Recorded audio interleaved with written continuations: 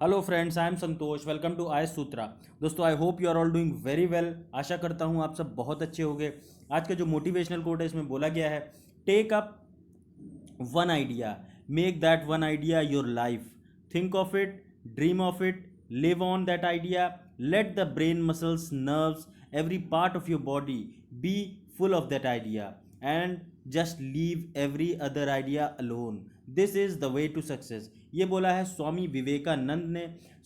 अगर मैं इसका पूरा एक जिस्ट बताऊं आपको, तो यहाँ पे बोला जा रहा है, एक आइडिया आप सोचिए कि आपको लाइफ में ये चाहिए। मान लीजिए आपको यूपीएससी क्लियर करना है, आपको कोई जॉब दूसरे एसएससी के लेवल की जॉब चाहिए, या फिर कोई भी बिजनेस या स्पोर्ट्स पर्सन आप बनना चाहते हैं। उस आइडिया को अपने मन में, अपने जहन में इस तरीके से उतार लीजिए कि आप सोते जागते उठते बैठते हर टाइम उसी बारे में सोचें, और आपको कैसे वो अचीव करना है इसी बारे में आप लगे रहें।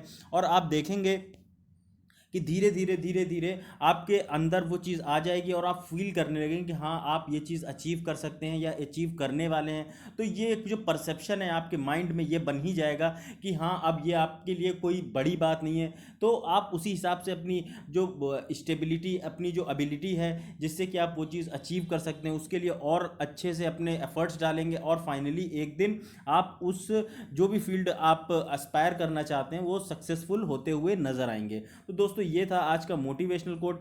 ज़रूर इम्प्लीमेंट करिएगा इस कोट को अपनी लाइफ में, क्योंकि काफ़ी ज़्यादा मोटिवेशन देगा आपको। अगर आप थोड़ा सा भी लो फील कर रहे हैं, स्ट्रेस्ड फील कर रहे हैं, तो ज़रूर ये सब कोट अपने लाइफ में इम्प्लीमेंट करा करिए।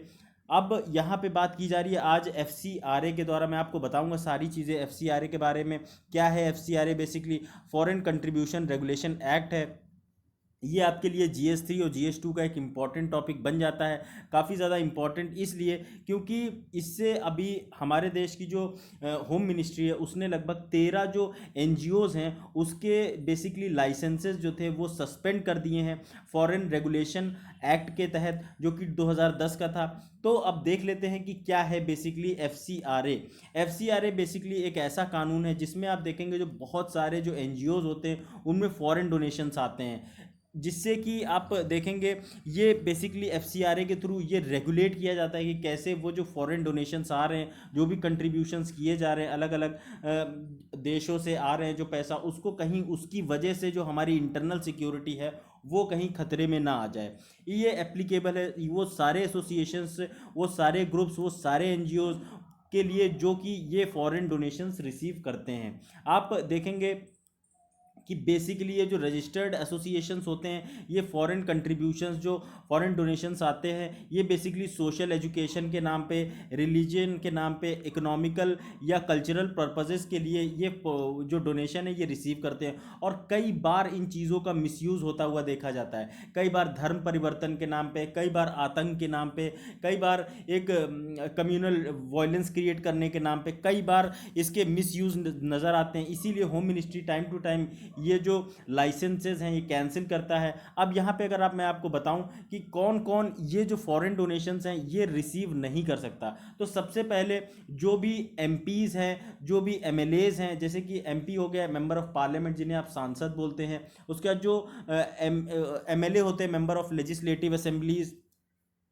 जो भी पॉलिटिकल पार्टी से बिलोंग करते हैं, वो बिल्कुल भी इन डोनेशंस को रिसीव नहीं कर सकते। गवर्नमेंट जॉब कोई कर रहा है, कोई जज है या कोई मीडिया पर्सन है, ये सब प्रोहिबिटेड है। इनको इन पे रोक लगा रखी गई है कि ये फॉरेन डोनेशंस रिसीव नहीं कर सकते हैं। क्योंकि दोस्तों ये जो बेसिकली जो लोग होते हैं ये काफ़ी, इनका जो इन्फ्लुएंस होता है काफ़ी बड़े सेक्टर में होता है, तो कहीं ना कहीं ये मिसयूज़ काफ़ी और बड़े पैमाने पे देखने को मिल सकता है। क्योंकि इनकी एक बात जो है काफ़ी ज़्यादा लोगों के द्वारा सुनी जाती है, और इनकी एक बात पे ही काफ़ी ज़्यादा लोग जो है एक जगह एकत्र हो जाते हैं, बात भी करते हैं, इनको फॉलो करते हैं। तो इस वजह से इन लोगों की के ऊपर ये बैंड है कि ये फॉरेन डोनेशंस रिसीव नहीं कर सकते। 2017 के हिसाब से अगर देखेंगे तो FCRA को अमेंड किया गया था, इस एक्ट को अमेंड किया गया था, जिसमें कि ये बोला गया जो पॉलिटिकल पार्टीज़ हैं वो अपने जो पॉलिटिकल पार्टीज़ के जो लोग हैं वो फंड्स रिसीव कर सकते हैं, लेकिन कंडीशनली कि उनका कोई, उनकी जैसे कोई कंपनी है वो उसका फॉरेन में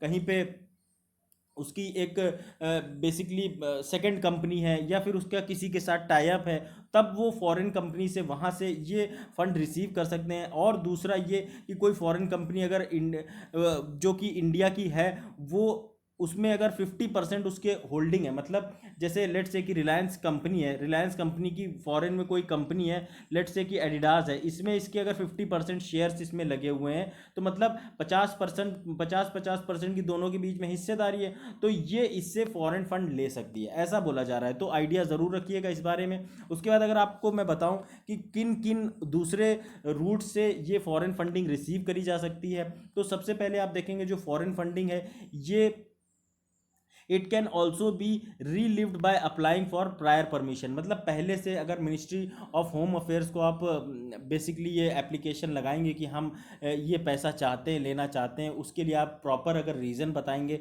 तो भी आप ये फॉरेन फंडिंग जो है वो रिसीव कर सकते हैं। इसे it is granted for receipt of a specific amount, किसी सर्टेन अमाउंट के लिए ही, सर्टेन अमाउंट तक ही ये जो फॉरेन फंडिंग है रिसीव करी जा सकती है, किसी स्पेसिफिक डोनर के द्वारा जो कि किसी स्पेसिफिक एक्टिविटीज़ के लिए कंट्रीब्यूट करना चाहता है, या कोई स्पेशल प्रोजेक्ट, जैसे कि कई बार देखते हैं जो हमारे देश में गरीब बच्चे हैं या फिर जो भूखे, जो पोवर्टी है, उन सब चीज़ों को एड्रेस करने के लिए कहीं ना कहीं ये कई बार देखा जाता है कि अलग अलग जो एनजीओज़ होते हैं, एनपीओज़ होते हैं, ये सब फॉरेन फंड्स कलेक्ट करते हैं। आपने कई बार टीवी चैनल्स में भी देखा होगा कि वो अपना आईएफएससी कोड देते हैं और फिर उसमें फंड्स देने की, कंट्रीब्यूट करने की बात करते हैं, दान डोनेट करने की बात करते हैं।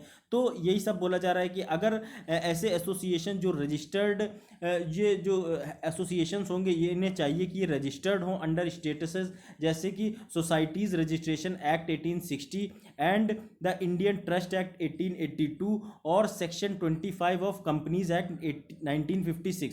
तो इन तीनों जो बेसिकली मैंने आपको बताया, इन एक्ट्स के तहत इन्हें रजिस्टर्ड होना चाहिए कंपनीज को, तभी ये फॉरेन फंडिंग रिसीव कर सकते हैं, अदर देन किसी एफसीआरए के उससे। तो ये आइडिया रखिएगा। उसके बाद अब यहाँ पे देखिए कि व्हेन इज़ अ रजिस्ट्रेशन, कब ये जो रजिस्ट्रेशन है जैसे कि अभी कैंसिल किया गया है, सस्पेंड किया गया है, ये कब किया जा सकता है। मिनिस्ट्री ऑफ होम अफेयर्स के पास ये पावर होती है कि वो एफसीआरए रजिस्ट्रेशन को इनिशियली सबसे पहले 180 दिन के लिए सस्पेंड करे, फिर बाद में उसका इंस्पेक्शन करे उन अकाउंट्स की जहाँ से भी पैसा आया है। उसके बाद अगर उसे लगता है कि कोई भी इसमें एडवर्स इनपुट मिला है, मतलब गलत तरीके से काम किया है या फंक्शनिंग गलत तरीके से करी गई है, तो मिनिस्ट्री ऑफ होम अफेयर जो है ये कैंसिल कर सकती है रजिस्ट्रेशन परमानेंटली, और इसको, इस जो पूरा एनजीओ है, इसको इनएलिजिबल बना सकती है कि अब उसमें कोई भी फंडिंग रिसीव नहीं करी जा सकती 3 साल तक। अगर रिसीव भी करनी है तो उसके लिए मिनिस्ट्री ऑफ होम अफेयर्स की प्रायर परमिशन लेनी होगी। अगर आप देखेंगे सिंस 2011 रजिस्ट्रेशन लगभग 20,000 जो एसोसिएशंस हैं उनका रजिस्ट्रेशन कैंसिल किया जा चुका है, क्योंकि बहुत एक ह्यूज बड़े पैमाने पे एक मिस यूटिलाइजेशन देखने को मिला। गलत तरीके से पैसा, आप पहले तो पैसा ले रहे हैं अच्छे काम के लिए और उसको यूज़ कर रहे हैं गलत कामों के लिए, तो इसी वजह से इसको जो है कई बार इन वजहों से जो इस रजिस्ट्रेशन को कैंसिल कर दिया गया मिनिस्ट्री ऑफ होम अफेयर्स के द्वारा, क्योंकि वो फॉरेन कंट्रीब्यूशन जो आ रहा था उसको गलत तरीके से इस्तेमाल कर रहे थे। Non submission of mandatory annual returns, जो मैंडेटरी एनुअल रिटर्न्स है वो भी फाइल नहीं किए जा रहे थे। Diversion of foreign funds for other purpose, इन्हीं सारे कारण हैं जिनकी वजह से ये बेसिकली कैंसिल किया जाता है।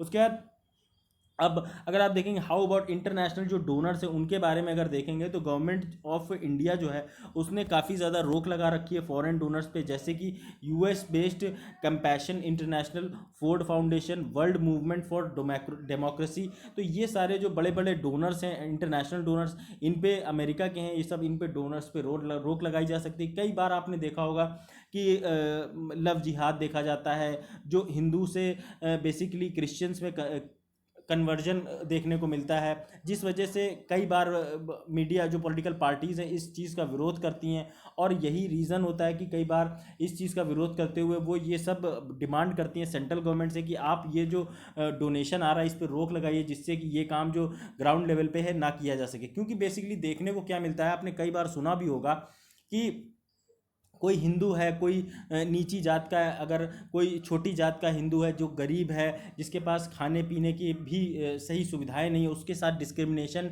भी कुछ अधिक मात्रा में ही हो रहा है, तो फिर वो क्या करते हैं, उनको बहला फुसला के बरगला के एक तरीके से उनसे बोला जाता है कि आप क्रिश्चियनिटी में कन्वर्ट हो जाओ, आपको हम मान लीजिए एक एक बंदा जो कन्वर्ट होगा उसको 1 लाख रुपए देंगे और आपको हमारे रीति रिवाजों के हिसाब से चलना होगा, आपको कोई भी दिक्कत परेशानी होगी तो हम आपको हेल्प करेंगे, फाइनेंशियली, सोशली, मेंटली, हर तरीके से आपको हेल्प प्रोवाइड करेंगे, अच्छी हेल्थ मिलेगी, एजुकेशन मिलेगी। ये सब चीज़ों का लालच दे के उनको धर्म परिवर्तन करा देते हैं। उसके बाद फिर उसको उसमें भी कई तरीके के इश्यूज देखने को मिलते हैं, जिस वजह से ये सब चीज़ें जो है देखने को मिलती हैं और सरकार नहीं चाहती कि ये सब चीज़ें हो, इस वजह से इन डोनर्स पे नज़र रखी जाती है। डोनर्स जो है वो have been placed in watch list और इन prior permission category, Baring them from sending money to association without M. जो ये डोनर्स हैं, इंटरनेशनल डोनर्स हैं, इन पे एक तरीके से नज़र रखी जाती है कि वो जो भी अगर पैसा देना भी चाहते हैं तो बिना मिनिस्ट्री ऑफ होम अफेयर्स की परमिशन के ये पैसा नहीं दे सकते हैं। तो ये था टोटल बेसिकली जो आपने देखा FCRA के बारे में। अब यहाँ पे बात करते हैं ईज़ ऑफ डूइंग बिजनेस के बारे में। अभी बोला जा रहा है इसे इन अप्रोप्रिएट आउटकम, मतलब ईज़ ऑफ डूइंग बिजनेस में हम देखिए 2014 में 142वीं रैंक में थे और आज की डेट में 163 रैंक पे आ गए। तो सोचिए कितना एक लीप स्टेप हमने लिया है, 142 से 2014 में 130 पे आए, फिर 130 से 2017 में 110 पे आए, फिर 177 और अब 63वीं रैंक। अरुण जेटली ने बोला था जब हमारे वो फाइनेंस मिनिस्टर थे कि वो 63वीं से अंडर 50 आएंगे अपनी ईज़ ऑफ जो डूइंग बिजनेस रैंक में। तो उसमें काफ़ी ज़्यादा दोस्तों फ्लॉज देखने को मिल रहे हैं। फ्लॉज ये देखने को मिल रहे हैं, आप ईज़ ऑफ डूइंग बिजनेस में इंप्रूव करते जा रहे हो, अच्छी रैंक आपकी आती जा रही है, लेकिन जो ग्राउंड लेवल पे काम है, जो ग्राउंड लेवल पे बड़े इन्वेस्टमेंट आने हैं, जो ग्राउंड लेवल पे बड़ी बड़ी जो FDI आनी है, वो आती हुई नहीं नज़र आ रही हैं। तो उसी सब बारे में यहाँ पे बात की जा रही है। अभी जो doing business ease of doing business survey है, इसमें बोला गया, जो वर्ल्ड बैंक के द्वारा दिया जाता है, कि इसमें कोई भी मेंशन नहीं है हेल्थ और एनवायरमेंटल का, मतलब एनवायरमेंट और हेल्थ से रिलेटेड कोई भी बात नहीं की जाती है। तो इसीलिए वर्ल्ड बैंक ने भी बोला है कि इस पर रोक लगा दी जाएगी, इसको पॉज कर दिया जाएगा कि अभी ease of doing business report जो है ये पब्लिश नहीं करी जाएगी, क्योंकि इसमें काफ़ी ज़्यादा स्टैटिस्टिकल इरेगुलरिटीज़ देखने को मिली हैं। अभी बोला जा रहा है कि ये जो एक अपॉर्चुनिटी है कि जो ये जो सर्वे अभी तक किया जाता था इसको री एग्जामिन किया जाए, सही से जो चीज़ें इसमें गलत हो रही थी बेसिकली उन पे नज़र रखी जाए। इसमें अगर आप देखेंगे बेसिकली जो हेल्थ और एनवायरमेंट को इंक्लूड नहीं किया जाता तो किया किसे जाता है। तो यहाँ पे देखिए किन किन चीज़ों के हिसाब से ease of doing business report बनाई जाती है। सबसे पहले आप देखेंगे स्टार्टिंग ऑफ बिजनेस, हमारे देश में कैसे बिजनेस बेसिकली किया जा रहा है। उसके बाद अगर आप देखेंगे कि जो डीलिंग विथ कंस्ट्रक्शन परमिट्स, कैसे कंस्ट्रक्शन के परमिट्स दिए जा रहे हैं, इलेक्ट्रिसिटी कैसी दी जा रही है कि टाइम से इलेक्ट्रिसिटी इंडस्ट्रीज़ को मिल रही है कि नहीं मिल रही है, प्रॉपर पावर मिल रहा है कि नहीं मिल रहा है, सही से कनेक्शन दिया जा रहा है कि नहीं, प्रॉपर्टी को रजिस्टर करने के लिए कोई दिक्कत तो नहीं आ रही है, क्रेडिट मतलब लोन वगैरह की कोई समस्या तो नहीं है, प्रोटेक्टिंग जो माइनॉरिटी इन्वेस्टर्स हैं इनमें कोई समस्या तो नहीं है, पेइंग टैक्सेस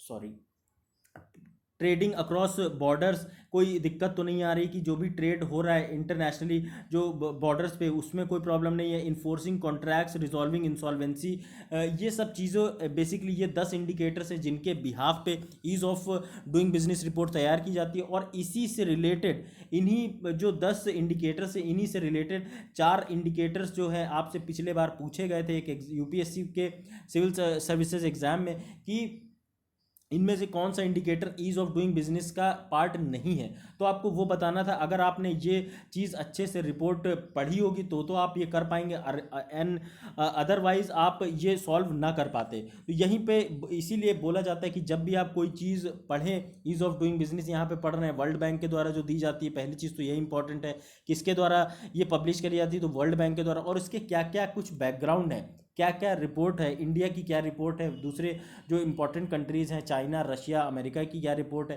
तो ये सब चीज़ों के बारे में आइडिया ज़रूर रखा करिए।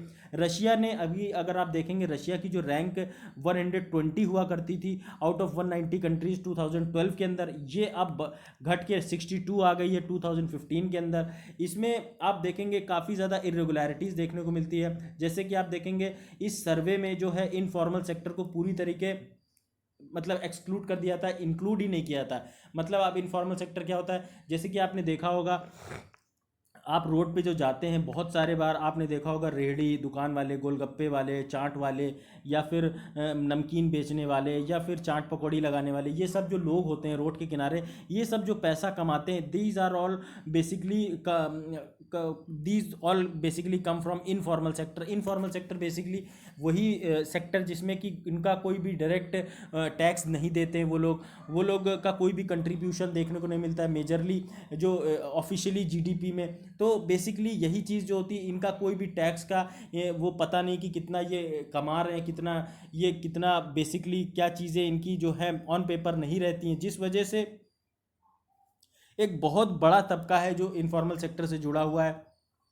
आपने देखा होगा मंडे बाज़ार होता है, बुध बाज़ार होता है, संडे बाज़ार होता है, ये सब जो बेसिकली बड़े बड़े बाज़ार लगते हैं, ये सब बेसिकली इनफॉर्मल सेक्टर के तहत आते हैं। लेकिन इसमें कई बार देखा होगा आपने कि कोई छोटे छोटे दुकानदार होते हैं, लेकिन वो उनकी जो एक एक दिन की सेल होती है ना, वो हज़ारों हज़ार रुपए की होती है। अगर ऐसे ही जैसे लेट से कि वो एक महीने में 4 लाख रुपए की या 1 लाख रुपए की सेल कर रहा है, तो आप सोचिए ना, उसको अगर वो ऑफिशियल किसी जॉब में होता तो उसको कितना सारा टैक्स देना पड़ सकता था। लेकिन यहाँ पे वो चूंकि इनफॉर्मल सेक्टर से आता है, इसलिए उसे कोई भी टैक्स देने की ज़रूरत नहीं, वो इन सब चीज़ों से बच जाता है।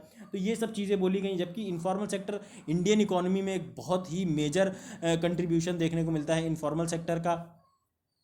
तो ये सब बातें हैं। उसके बाद जो स्कोर्स हैं चाइना के, वो काफ़ी ज़्यादा लो देखने को मिले, और इंडिया के अगर आप देखेंगे, इंडिया में बहुत ज़्यादा हाई ग्रोथ देखने को मिली एफडीआई की, फॉरेन डायरेक्ट इन्वेस्टमेंट की। इंडिया के अगर एस्टिमेट्स के देखे जाएंगे तो कॉस्ट ऑफ जो business and regulation across area है, उसमें देखेंगे जो dealing with construction permits, paying taxes, इन सब चीज़ों के बारे में जो है ज़्यादा बात करी गई है। वर्ल्ड बैंक से इंडिपेंडेंट इवैल्यूएशन ग्रुप 2008 के द्वारा ये बोला गया है कि जो एक्सटर्नल इंडिपेंडेंट पैनल है, वो अगर साथ में आए तो काफ़ी अच्छे इसके रिजल्ट देखने को मिल सकते हैं। फ्लैग्ड इसमें 15 जो शॉर्टकमिंग्स, 15 एक तरीके से आप बोल सकते हैं फ्लॉज देखने को मिले जो इंडेक्स में, वो इसमें डिस्कस करे जा रहे हैं। सबसे पहले इंडेक्स साइड स्टेप्स, इसमें आप देखेंगे societal cost of deregulation, pollution, work safety, health risk. मतलब जो इस इंडेक्स में कोई भी पोल्यूशन के बारे में बात नहीं करी जाती, जो लेबर की सेफ्टी है उसके बारे में ध्यान नहीं दिया जाता, हेल्थ जो रिस्क है उसके बारे में बात नहीं किया जाता। इंडिया और चाइना ने इम्प्रूव करे हैं अपने स्कोर्स बहुत अच्छे से। 2019-20 में अगर आप देखेंगे ईज़ ऑफ डूइंग बिजनेस काफ़ी एक लीप, एक बहुत तेज़ी से ये लोग ऊपर आए हैं वर्ल्ड के। ये अगर आप देखेंगे एमिशन के मामले में, जो पोल्यूशन के मामले, तो चाइना जो है काफ़ी लगभग फर्स्ट में आता है, और जो इंडिया है थर्ड लार्जेस्ट, मतलब टॉप में आते हैं बिल्कुल एमिशन के मामले में, carbon dioxide, green house gas emission के बारे में। उसके बाद जो कार्बन एफ्लुएंट्स हैं, इसमें भी काफ़ी ज़्यादा मेजर कंट्रीब्यूशन देखने को मिलता है। बहुत ह्यूज पोल्यूशन आप देखेंगे, जब दिवाली आती है तो एक तरीके से दिल्ली गैस चेम्बर की तरह बन जाती है। और वैसे भी हमारा जो देश के जो टॉप 14 कंट्रीज़ हैं, वो टॉप 14 सिटीज़ हैं, वो सबसे मेजर पोल्यूटर्स में से एक हैं। तो आप समझ सकते हैं कितना हम ज़्यादा पोल्यूशन में कंट्रीब्यूट करते हैं। 2020 की इंडेक्स अगर देखेंगे एनवायरनमेंट की, तो चाइना को 120 रैंक दी गई और इंडिया को 168। सोचिए नीचे से एक तरीके से हम लोग टॉप कर रहे हैं। वो 180 में से 120 रैंक चाइना की है और 168वीं रैंक हमारी है। तो हम लोग नीचे से ही बिल्कुल है जो सबसे ज़्यादा पोल्यूशन फैला रहे हैं। इन्वायरमेंट इम्पैक्ट असेसमेंट जो है, इसको कहीं ना कहीं डाइल्यूट किया जा रहा है। अभी जब कोल माइन बेसिकली देखने को मिली, कोल माइनिंग के लिए जो नए टेंडर खोले गए, उसमें जो इन्वायरमेंटल इम्पैक्ट असेसमेंट है उसको नज़रअंदाज किया गया। कोई भी प्रॉपर स्टडी नहीं करी गई कि जो माइनिंग करी जाएगी उसका क्या इम्पैक्ट पड़ेगा एनवायरनमेंट पे। तो इन सारे अगर आप जो इन्वायरमेंटल लॉस को डाइल्यूट करेंगे तो कहीं ना कहीं ट्रैजिक रिजल्ट्स देखने को ही मिलेंगे। क्योंकि जो स्लैग बिजनेस बिजनेस जो है इससे थोड़े समय के लिए तो अच्छा चल सकता है, लेकिन जो लॉन्ग टाइम अगर आप देखेंगे तो हमारे जो एनवायरनमेंट पे बहुत ही बुरा इम्पैक्ट पड़ने वाला है, ऐसा बोला जा रहा है। 2013 का अगर आप देखेंगे तो राना प्लाजा जो गारमेंट फैक्ट्री थी बांग्लादेश के अंदर, इसमें बहुत ही बड़ा इंडस्ट्रियल एक्सीडेंट देखने को मिला। इसका मतलब यहाँ पे लेबर्स के सेफ्टी के बारे में ध्यान नहीं दिया जा रहा है, जो फायर सेफ्टी है, हेल्थ रिस्क है, इन सब चीज़ों के बारे में ध्यान नहीं दिया जा रहा है, जिस वजह से इतना फेटल एक्सीडेंट हुआ। ये इसे बोला जाता है कि गैस लीक जो इंडिया के अंदर यूनियन कार्बाइड भोपाल में हुई थी, जिसमें मिथाइल आइसोसाइनेट का रिसाव हुआ था, बहुत सारे लोगों ने अपनी जान गंवा दी थी। वह उसके बाद ये सबसे बड़ा एक्सीडेंट देखने को मिला था एशिया के अंदर में। इसमें आप देखेंगे इन सब चीज़ों की वजह से एक असावधानी देखने को मिलती है। जो फैक्ट्रीज़ के अंदर जो रूल्स एंड रेगुलेशंस फॉलो किए जाने चाहिए वो सब जो रूल्स फॉलो नहीं किए जाते, ना लेबर लॉज, ना ही दूसरे जो हेल्थ फैक्टर्स हैं उनको नज़रअंदाज किया जाता है। ब्राज़ील, इंडिया और यूएस की अगर आप बात करें तो इन्होंने इन्वायरमेंटल स्टैंडर्ड्स को बिल्कुल भी नज़रअंदाज, पूरी तरीके से नज़रअंदाज किया है, घटा दिया है। और आप देखेंगे जिस वजह से ये जो टॉप एक तरीके से कंट्रीब्यूटर्स बनते जा रहे हैं पोल्यूशन के मामले में, सबसे ज़्यादा पोल्यूशन देखने को मिलता है हमारे देश से, इंडिया, ब्राज़ील, यूएस से, चाइना से। उसके बाद यूएस जो है ये इसमें कोई खास फ़र्क नहीं पड़ा है। ईज़ ऑफ डूइंग सर्वे के हिसाब से अगर आप देखेंगे तो ये इसकी 6th रैंक थी 2020 के अंदर, जबकि इसने बहुत ज़्यादा जो फॉसिल फ्यूल्स हैं उसको बूस्ट किया, बहुत ज़्यादा फॉसिल फ्यूल्स जलाए, पावर प्लांट्स चलाए, ऑटोमोबाइल सेक्टर जो है इनका वो काफ़ी ज़्यादा तेज़ी से चला, बहुत ज़्यादा जो गाड़ियों से पोल्यूशन होता है वो होता हुआ नज़र आया। उसके बावजूद इसका जो बेसिकली आप देखेंगे ईज़ ऑफ डूइंग बिजनेस का रिपोर्ट है उसमें कोई फ़र्क नहीं देखने को मिलता। इसीलिए बोला जा रहा है कि ये सब हेल्थ जो इंडिकेटर्स हो गए, उसके बाद जो पोल्यूशन के इंडिकेटर्स हो गए, एनवायरनमेंट के इंडिकेटर्स हो गए, ये सब डालना ज़रूरी है, तभी एक होल और कॉम्प्रिहेंसिव जो सर्वे हो पाएगा और तब एग्जैक्ट रिपोर्ट निकल के आएगी कि हाँ कौन कितना देश कितने अच्छे से सस्टेनेबली परफॉर्म कर रहा है। बहुत सारे जो दूसरे इंडिकेटर्स हैं जिसमें कि ये सर्वे के इंक्लूड किया जाता है सर्वे, उसमें देखेंगे जो loss of less regulation is better, इसमें बोला जाता है कि ज़्यादा चीज़ें रेगुलेट नहीं करी जानी चाहिए, इग्नोर किया जाता है। इम्पैक्ट ऑन जो health, ecology, work protection, right to information, ये सारी चीज़ों को इग्नोर मार दिया जाता है, जिस वजह से जो सिर्फ अच्छी अच्छी चीज़ें उठा के ही ये रिपोर्ट बना दी जाती, जिस वजह से एक कॉम्प्रिहेंसिव और कॉम्पैक्ट रिपोर्ट नहीं बन के आ पाती है। 2008 में अगर आप देखेंगे जो ग्लोबल फाइनेंशियल क्राइसिस आया, इसमें काफ़ी ज़्यादा प्रॉब्लम्स देखने को मिली, इसमें बहुत कम जो है बैंकिंग सुपरविजन देखने को मिला, क्लाइमेट चेंज के बारे में कोई बात नहीं करी गई, उसको काफ़ी ज़्यादा रिलैक्स किया गया। एमिशन कंट्रोल अगर आप देखेंगे चाइना के अंदर, यूएस के अंदर, इंडिया के अंदर, हर जगह जो इस पर इतना ज़्यादा ध्यान जो नहीं दिया जा रहा है उसके काफ़ी लॉन्ग टर्म इसके इफेक्ट्स देखने को मिल सकते हैं। सर्वे जो है वो निगलेक्ट करता है इंडिकेटर्स ऑफ इंफ्रास्ट्रक्चर, कि जो इंफ्रास्ट्रक्चर डेवलपमेंट हो रहा है उसमें बहुत सारे जो इंडिकेटर्स हैं उनको नज़रअंदाज किया जाता है, एंटरप्रेन्योरशिप को नज़रअंदाज किया जाता है। एंटरप्रेन्योरशिप मतलब जो बेसिकली जो नए नए स्टार्टअप्स आते हैं, नए नए जो तरीके से लोग नए नए आइडियाज़ के साथ काम करते हैं, उनको कहीं ना कहीं नेगलेक्ट किया जाता है। कंपटीशन हो गया, उसके बाद no consider of pollution abatement, labour standards, इन सब चीज़ों को नज़रअंदाज किया जाता है, जिस वजह से जो रिपोर्ट है कॉम्प्रिहेंसिव नहीं आ पाती है। अगर आप देखेंगे डूइंग बिजनेस जो प्रोजेक्ट है ये इसे होल्ड पे रख दिया गया है वर्ल्ड बैंक के द्वारा, और बोला गया है कि इसमें लिबरलाइजेशन की ज़रूरत है, जिससे कि जो अनहेल्पफुल बैरियर्स हैं इनको प्रॉपरली रेगुलेट किया जा सके। इनको प्रॉपरली रेगुलेट किया जाएगा तो एक अच्छी रिपोर्ट निकल के आएगी। Workers skills, health and safety के बारे में बात करी जाए, लो पोल्यूशन एक्टिविटीज़ के बारे में बोला जाए, क्लाइमेट रेजिलियंस के बारे में बोला जाए, जिससे कि ये जो रिपोर्ट है एक कॉम्प्रिहेंसिव रिपोर्ट बन के आए और फिर वर्ल्ड बैंक इसे रिलीज़ करे। तो ये था दोस्तों, ये आज का total lecture. I hope you like this video. अगर आपको लेक्चर पसंद आता है तो लाइक, कमेंट, शेयर, सब्सक्राइब करना बिल्कुल मत भूलिए। Thanks a lot for watching this video. अगर आपको मेरे टेलीग्राम चैनल से पूरी फ्री ऑफ कॉस्ट पे सारी स्लाइड्स चाहिए तो आप जाके डाउनलोड कर सकते हैं। तो ये था टोटल लेक्चर दोस्तों आज का। जय हिंद।